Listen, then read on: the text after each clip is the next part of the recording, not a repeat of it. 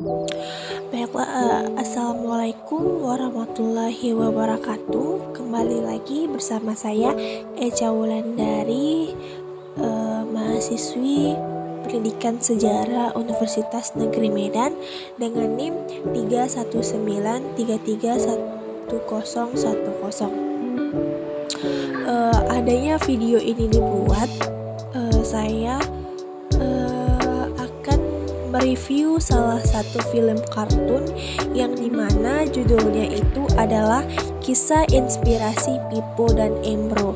Jadi setelah 12 menit waktu yang saya tonton, pelajaran yang didapat dalam film tersebut adalah yang pertama, jangan melihat segala sesuatu dari luarnya saja. Bisa saja sesuatu itu yang kita lihat terlihat kuat, justru tidak kuat seperti apa yang kita pikirkan, seperti kisah Pippo dan Embro. Maksud dari kata tersebut adalah bukan berarti Embro yang memiliki badan besar pasti lebih kuat dan pintar daripada Pippo. Justru terlihat bahwa Embro memiliki pemikiran yang hanya jangka pendek. Sedangkan Pippo yang memiliki tubuh yang lebih kecil daripada Embro memiliki ide yang sangat luar biasa, di mana setiap manusia seharusnya dalam berusaha harus memiliki atau mempunyai pandangan untuk kedepannya. Seperti kisah Pippo yang dimana ia sadar umurnya akan semakin bertambah tua, maka cara berpikirnya jangka panjang. Bagaimana caranya untuk dapat bekerja semakin efektif? Manusia harus memiliki visi, pandangan jauh ke depan, dan visi itu merupakan mimpi jangka panjang yang akan terus dikejar dalam hidupnya. Di setiap proses pengerjaan, Pippo selalu bersabar dan pantang menyerah dengan hujatan banyak orang. Kemudian pelajaran yang kedua yang bisa diambil dalam film Inspirasi Pippo dan Embro ini, dalam hidup harus memiliki visi dan berani untuk berinvestasi dalam jangka panjang.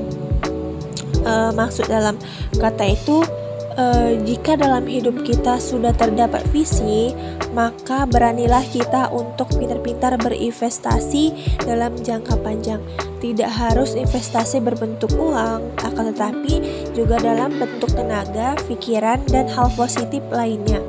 Semua yang dilakukan harus konsisten. Investasi sekecil apapun pasti akan mendatangkan hasil.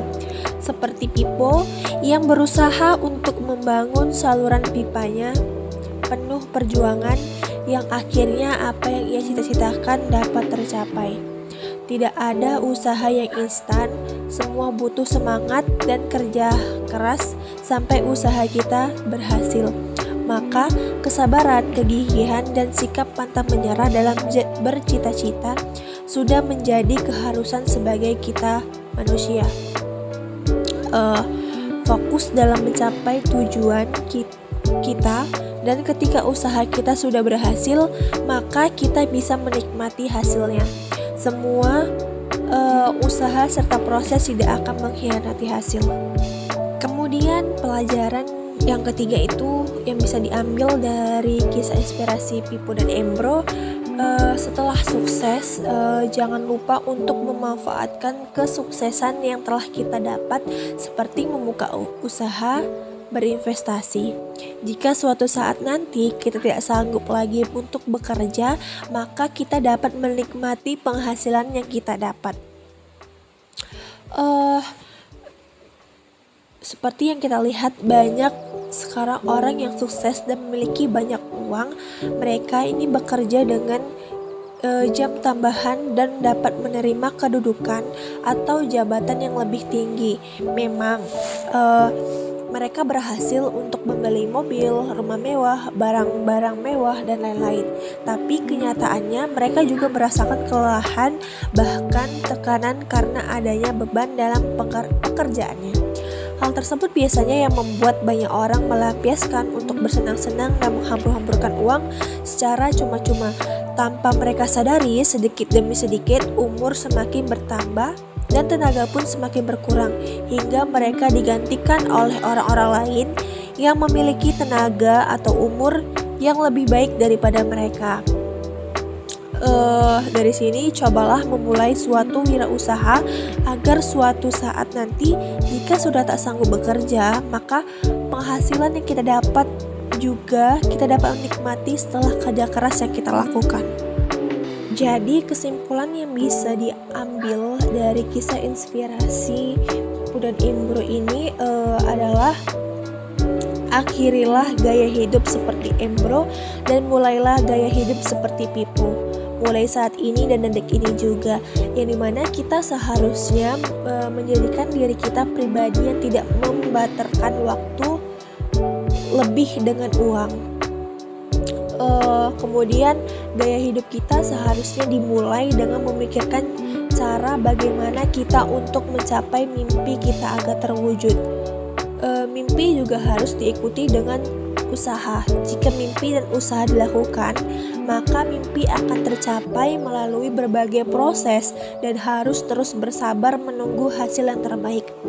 Maka kehidupan kita akan mencerminkan seperti kehidupan Pipo yang menikmati hidupnya dari usahanya sendiri, kerja kerasnya hingga ia berhasil dan sukses menggapai cita-citanya dan bersenang-senang, tapi untuk yang bermanfaat dan juga dapat berguna bagi orang lain.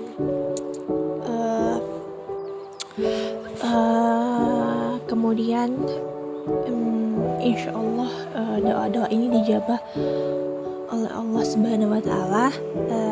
Wish untuk 10 tahun ke depan, jika masih diberi umur yang panjang, maka wishnya itu yang pertama bisa memberikan kebahagiaan untuk kedua orang tua, yang kedua itu orang tua sehat, kemudian panjang umur.